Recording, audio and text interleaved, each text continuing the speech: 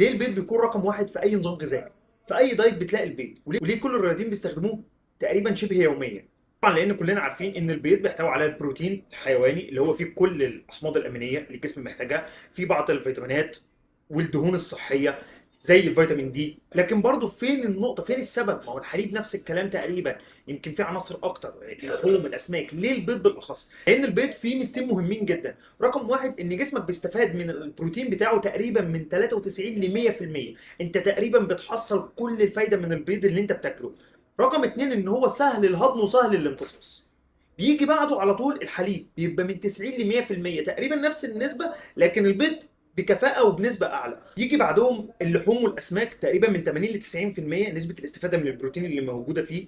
بعد كده بننزل على الفراخ من 78 ل 85%، ونزولا بقى لكل مصادر البروتين بنفضل ننزل بالنسب. عشان كده البيض والحليب وبالاخص الواي بروتين اللي احنا بنستخدمه تقريبا بنستفاد من 100% من البروتين اللي احنا بنحصله منهم. وزي ما بقول لك دايما، خليك رياضي، خليك صحي، خليك ذكي.